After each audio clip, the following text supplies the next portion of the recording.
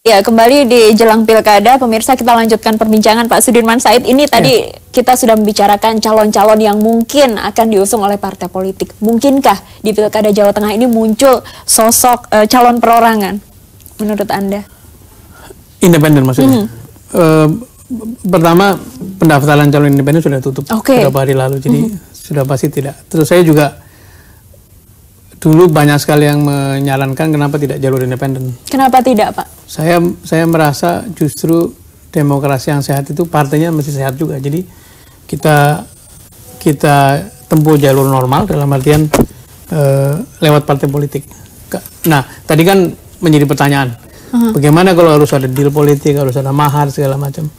Sampai sejauh ini mendekati keputusan para pimpinan partai, saya belum mengalami hal semacam itu. Jadi sebetulnya kalau memang momentumnya ada, kemudian kita juga punya sesuatu yang ditawarkan, kemudian partai-partai politik yang akan mengusung juga punya kesamaan visi bahwa yang dikedepankan haruslah integritas, kompetensi, kapabilitas, dan tentu nanti ujungnya adalah elektabilitas. Saya kira kesempatan bagi profesional terbuka lebar. Terbuka lebar. Ini di line telepon sudah bergabung bersama kami pengamat politik. Selamat malam, kita terhubung dengan Pak Toto. Selamat malam. Ya, halo, selamat malam. Halo. Iya, selamat malam.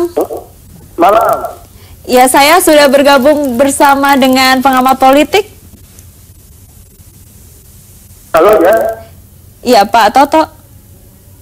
Iya, gimana? Selamat malam. Ini bagaimana Anda melihat pencalonan Pak Sudirman Said di Pilkada Jawa Tengah tahun depan?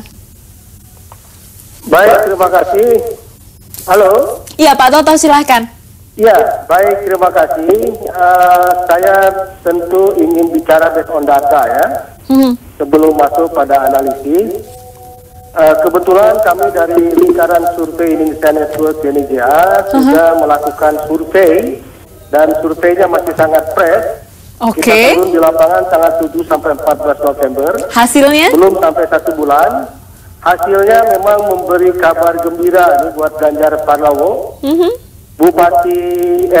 gubernur incumbent ya, yang kita belum tahu akan maju apa tidak. Yang pasti data survei menyebutkan dia calon yang sudah masuk dalam kategori perkasa dari sisi elektabilitas, bahkan bisa disebut matahari tunggal ya. Karena pertama, selain elektabilitas, dia juga sudah punya tingkat kepuasan kinerja incumbent di atas 70%. Ini angka yang biasanya dari pengalaman kita melakukan survei, angka yang cukup aman jika incumbent mau maju lagi. Tapi kalau tingkat kepuasannya cuma 50%, apalagi di bawah, ini udah lampu kuning. Nah, di sisi yang lain, selain elektabilitas, juga ada strong spotter. Ini variabel penting yang harus dilihat di survei dalam membaca peluang calon. Dibanding yang lain, dia sudah aman di angka 27% pemilih militannya, strong spotternya. Cuma memang ada kabar buruk juga buat Ganjar, karena masih ada menyisakan 59% pemilih yang berkategori soft voter, pemilih yang masih bisa pindah. Dan ini artinya lahan tak bertuan yang masih bisa diperebutkan oleh siapapun, termasuk oleh Pak Sudirman Said, Ferry Juliantono, dan lain-lain ya. Selisih Ganjar dengan calon lain ini jomplang sekali. Saya akan sebut perkasa karena dia sudah 50% ke atas, sementara kompetitor lain itu di bawah 10% semuanya. Hanya tsunami politik yang bisa kalahkan Ganjar. Tsunami politik. Baik. Kalau Anda lihat dari pencalonan Pak Sudirman Said yang backgroundnya profesional, bagaimana? Ini memang masih jauh untuk pemilihan Gubernur Jawa Tengah tahun depan. Dari hasil survei Anda.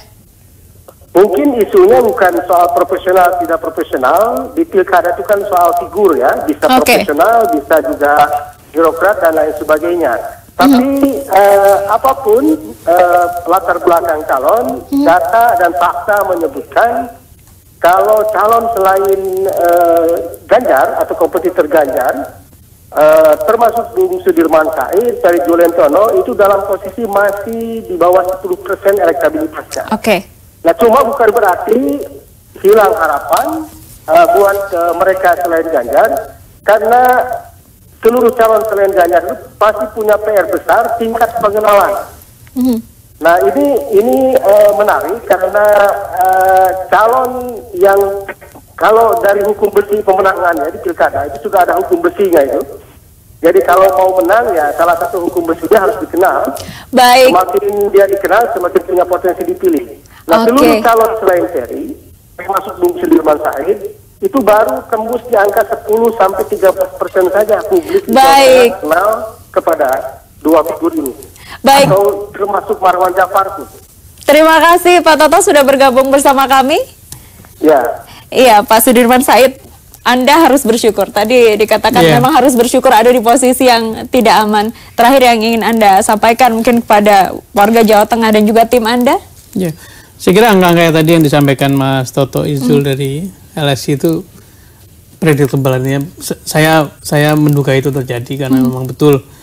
Pertama, masuk politik juga saya sebagai pendatang baru gitu ya. Kemudian juga masih belum lama kita melakukan sosialisasi, dan sangat wajar kalau incumbent ada dalam posisi begitu tinggi, begitu kuat. Namanya juga incumbent, tiap hari muncul di media, kemudian sudah dikenal oleh masyarakat yang dipimpinnya. Jadi bukan sesuatu yang luar biasa lah. Dan kalau antar kandidat yang baru ini barangkali memang beda-beda tipis karena sama-sama baru mulai. Jadi itulah yang menjadi bekal atau menjadi standpoint dari proses pengenalan diri ke depan. Jadi setiap lembaga survei pasti punya angle sendiri, dan kita lihat seluruh hasil survei dan kemudian kita sintesiskan menjadi satu bekal untuk berstrategi ke depan. Yang luar biasa adalah angka 59% pemilih yang belum menentukan pilihan. Betul. Bagaimana Anda melihat ini? Dan itu selalu menjadi ruang pertarungan kan, yang belum menentukan pilihan dan juga pemilih soft atau pendukung yang belum sepenuhnya fanatik itu menjadi kesempatan bagi kandidat yang baru untuk bertarung memperebutkannya gitu. Ini kalau dari popularitas tentu saja tadi juga Anda katakan Gubernur Jawa Tengah Ganjar Pranowo sudah populer karena tiap hari bekerja, mungkin ada di media sosial, media massa dan sebagainya.